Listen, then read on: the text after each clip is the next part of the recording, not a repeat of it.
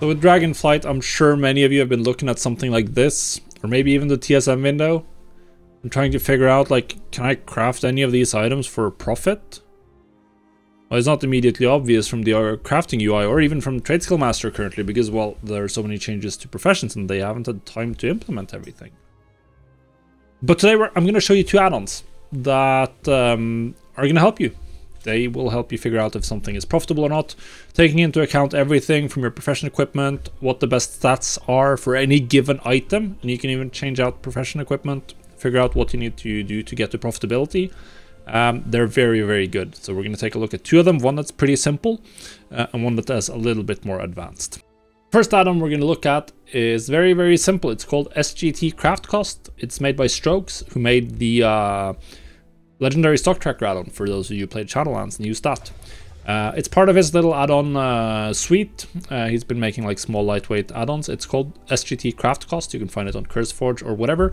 And it simply adds this little piece of information right here to the base UI.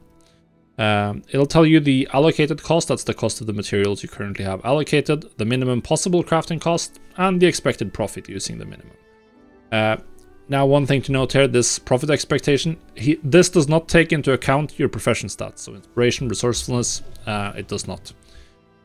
But it can give you a very quick overview. How much is this going to cost me to craft? And for certain items, for instance, items that don't have a quality, like the Sap Throttled Soul Inhaler from engineering, then this is pretty good. And it's going to be enough.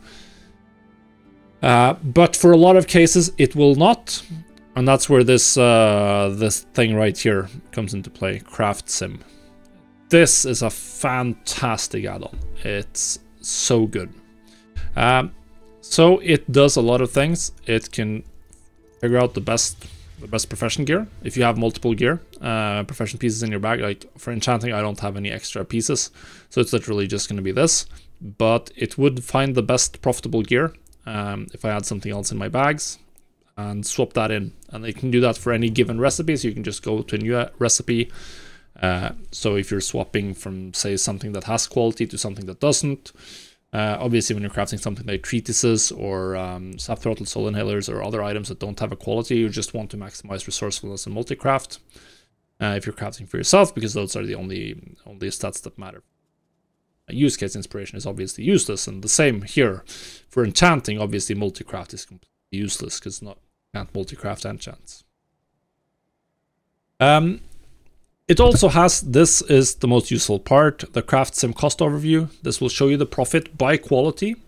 So it'll tell me that for this Draconic Perception enchant, I'll be losing 2,000 gold on every quality 2 one, and I'll be making 9,400 gold when I proc a quality 3 one. Obviously that's not enough by itself to figure out if this is profitable, but it also calculates the average crafting cost. So this weird letter, or not so weird for us Scandinavians, it's a this is the average profit. So essentially this is the profit you get on average every time you click craft on this recipe. So we can see that with my current inspiration and resourcefulness stats, I'm going to be making about 1,500 gold on average per time I craft this recipe. Just from the quality 3 procs, because well, we can see it's like 4.5 times the loss. So I'm making a lot of gold per quality 3 proc, and I have 31%. I can even bump this up to 33 within. So that's what it's telling me. It's also telling me the value of additional stats. So we can tell here for every additional +1 inspiration, I'd be making 11 more gold per craft on average. So if I slam a incense, that's going to give me 20 extra inspiration. That will give me about 220 extra profit per craft. So that's actually pretty significant. So it also has like this window, which is going to tell you where it's finding the value. The crafting cost, it takes that from Trade Skill Master pricing data. It uses the current minimum buyout by default, which does mean that it's a little bit sensitive to sudden changes in price, which may or may not be real. It also uses the minimum buyout to value the finished items. So what it tells you is it profitable to craft this item right now with your current stats and sell it instantly? And obviously that's pretty useful, but it's not the only thing it does. So we're going to swap professions here to inscription, because it can also tell you the cheapest combination of materials to reach a specific quality or a specific quality breakpoint.